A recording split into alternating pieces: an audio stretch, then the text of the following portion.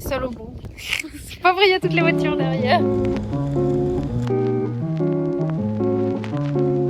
route vers la plage secrète. J'ai très chaud. Bienvenue dans ce nouveau vlog. Je vous avais laissé après les 2 premières étapes de notre voyage en Polynésie. Aujourd'hui, je vous retrouve au port de Raiatea. Nous continuons notre voyage en direction de Taha, que nous rejoignons en ferry. Taha est une île bien plus petite et plus isolée que celle que nous avons visitée jusque-là. Elle est aussi surnommée l'île Vanille. D'ailleurs, c'est une des premières choses que nous avons fait, aller visiter une vanilleraie traditionnelle. Les gousses poussent sur des lianes. Personnellement, je ne savais pas du tout que ça poussait comme ça. J'aimerais tellement que vous puissiez sentir cette odeur, c'était un délice. Malgré le temps couvert, il faisait chaud, et j'ai eu l'excellente idée d'aller courir un peu. Oh my god. Ce n'est pas un coup de soleil.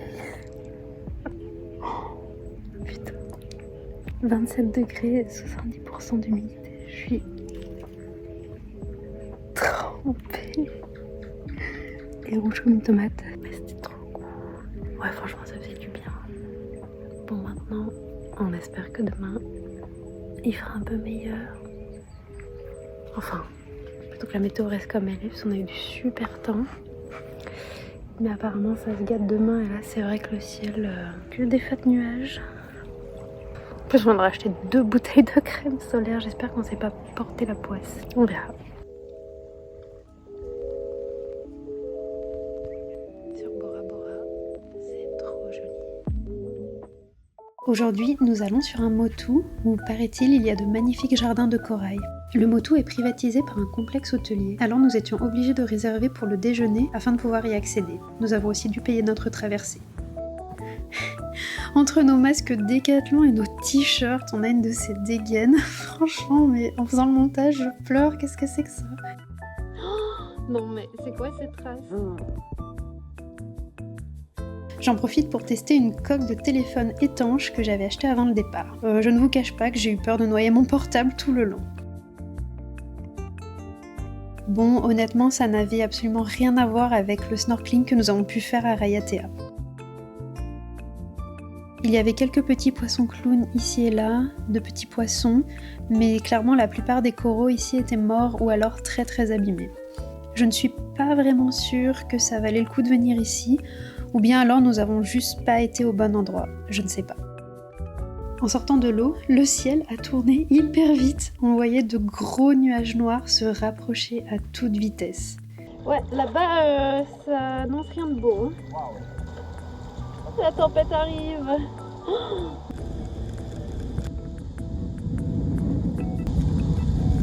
Autant que ça pète maintenant pendant qu'on va toucher, enfin à manger. Bon, après, c'est vrai qu'ils avaient dit orage aujourd'hui. Oh my god, moi qui voulais aller sur le petit îlot. Ah la vache. Ah Putain, on voit même plus les bateaux. Heureusement, nous avons réussi à nous mettre à l'abri juste à temps dans un des restos de l'hôtel, pile avant qu'une énorme averse éclate. Bon, j'ai pas filmé notre déjeuner, franchement c'était très cher et vraiment pas très bon. Après le repas, la tempête est repartie aussi vite qu'elle est arrivée. Nous sommes rentrés dans l'après-midi. On a décidé de prendre les vélos dispo à notre logement pour aller se balader et... comment dire... C'est pas le vélo le plus confortable. Nos montures... extrêmement confortable, hein. Sur les cuisses, ça on adore. Rouillé. Bon, ça fait le taf.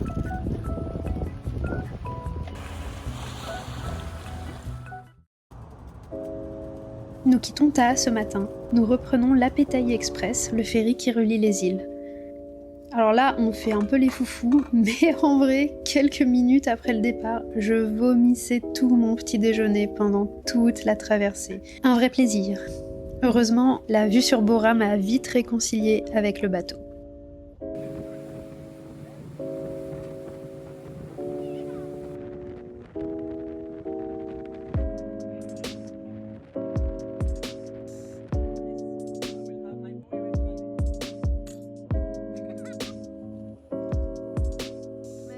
Nous avons réservé un magnifique logement sur l'île qu'une amie m'avait recommandé, le Rohotu Whare, qui est niché sur une colline de l'île principale. On est très loin des bungalows sur pilotis, la maison est hyper surprenante, nichée dans une jungle.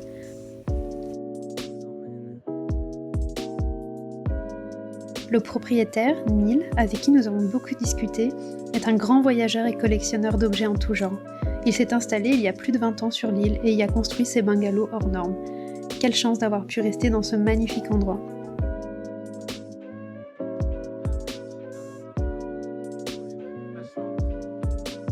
Je n'avais jamais séjourné dans un endroit aussi atypique. Et la vue, bon bah voilà, c'était tout simplement magique quoi.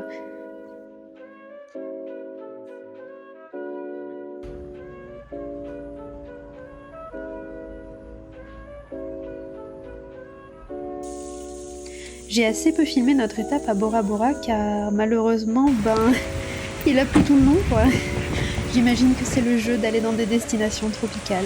La météo est parfois imprévisible. Heureusement, la météo s'est beaucoup améliorée quand nous sommes arrivés à Huaïné, la dernière étape de ce beau voyage. Tu savais toi que ça poussait sur un bâton? Non. C'est pas mûr. Nous y avons passé quelques jours tranquilles, entre balades, baignades et visites d'endroits un peu particuliers. Nous partons en urbex. Urbex, dans l'ancien Sofitel. Déjà, c'est tout désolé. Il n'y a plus rien. Seul au bout. C'est pas vrai, il y a toutes les voitures derrière. Mince. Un premier chemin condamné, on ne peut pas passer. L'hôtel a fermé dans les années 2000, mais il reste encore quelques vestiges de ce lieu. Mais surtout, on tombe très vite sur la gardienne des lieux.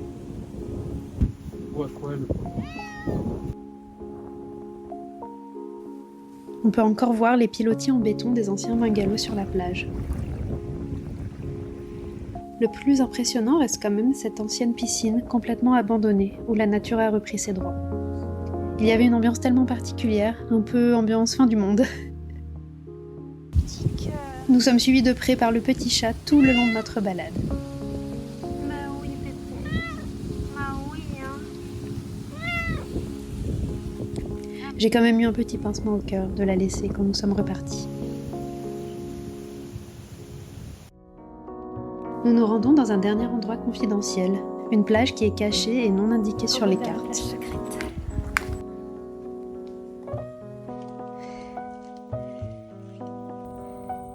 Ah, la petite là. C'est dingue, hein, comment ça se referme.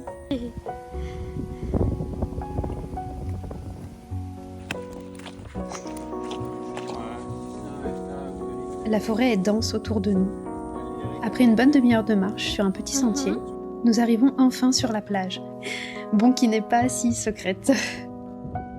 Et là, mais franchement, j'ai été choquée. C'était selon moi la plus jolie plage de notre séjour. Je ne suis pas sûre que ça rende aussi bien en vidéo, mais l'eau était claire, transparente. On avait la forêt et les palmiers derrière nous. C'était un vrai petit écrin sauvage. J'aimerais trop pouvoir mettre Porcelaine de Moby en fond sonore. Un peu ambiance le film La plage, pour ceux qui ont la rêve. J'ai essayé de m'imprégner au maximum de cet endroit car c'est malheureusement notre dernier jour à Huaïné. Demain, nous repartons sur Tahiti pour prendre l'avion pour Paris. Dernière baignade.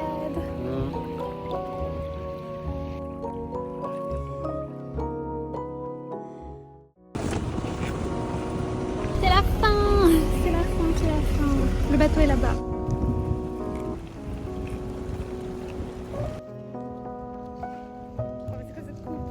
Quand le ferry quitte Huaïné, nous pouvons profiter des reliefs de l'île en forme de femme enceinte allongée.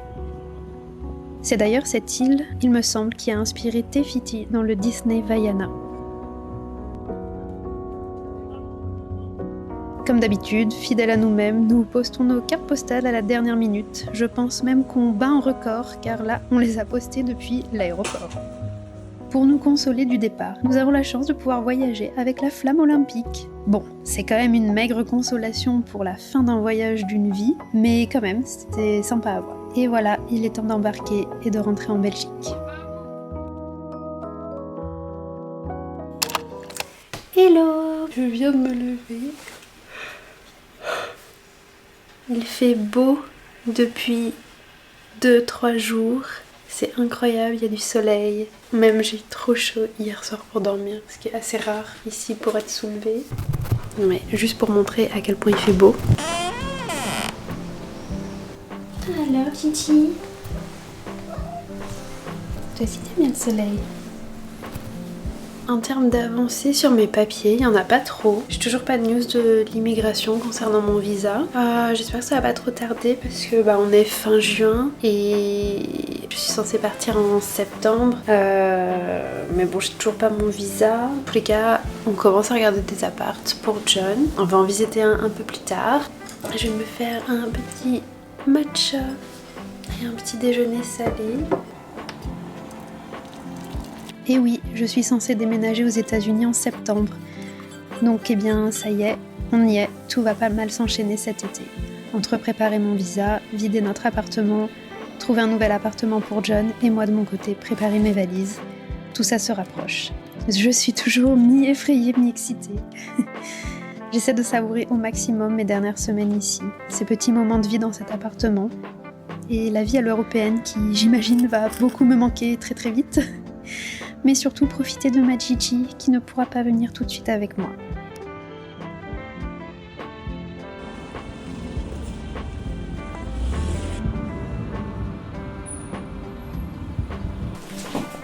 J'ai été faire quelques courses et j'avais trop envie de faire une sauce à la nette qu'on a goûté dans un resto. Du coup j'ai essayé de la refaire avec du yaourt et j'avais trop envie. Je suis allée à la base juste acheter de la nette et j'ai acheté évidemment plein de trucs qui étaient là sur la liste. Un petit melon tout petit. Et des cerises. Les premières de la saison. J'aimerais trop qu'il y ait des marchés ici, un peu comme en France. En tout cas, j'en ai pas autour de chez moi. Et genre là au supermarché, ça coûte une fortune. Alors que ça, normalement au marché, tu peux en acheter des kilos et c'est un peu plus abordable. J'ai pas résisté, j'en ai pris un tout petit peu. Je pense qu'il fait 28 ou 29. J'ai très chaud.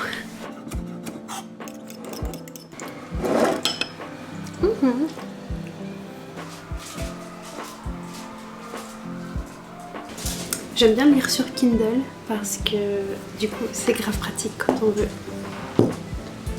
manger en lisant ou lire en mangeant. Première cerise de la saison. Non, en fait c'est faux, la première cerise de la saison je l'ai mangée dans le magasin. C'est trop. J'étais en train de travailler, j'allais me chercher un verre d'eau et j'ai vu ça. Oh alors mon petit cœur, qu'est-ce que c'est que ça? Oh t'as chaud. Et oui, c'est dur la chaleur pour cette petite. Vraiment je ne réalise pas trop que je vais devoir la laisser. Alors déjà que j'étais zinzin de mon chat, mais alors là j'en profite encore plus avant d'être séparée de ce petit cœur au beurre. Est-ce qu'on entend mon René? Non mais regardez là, c'est quand même pas possible d'être aussi chou. Où est-ce qu'on va là tout de suite? On va regarder mon nouvel appart. Yay! Visiter un appartement. Attention, c'est la maïs, ça. Peut-être ton nouvel appart. Et oui. Cette première visite malheureusement n'a rien donné, mais ça y est, le compte à rebours pour le changement de vie est enclenché. Je termine ce vlog avec quelques maigres images d'un week-end à Paris entre amis, où je n'ai malheureusement pas trop filmé. Cet été va être intense et il va s'en passer des choses dans les prochains vlogs, alors n'hésitez pas à vous abonner si le cœur vous en dit. Je vous embrasse et je vous dis à très vite dans une prochaine vidéo.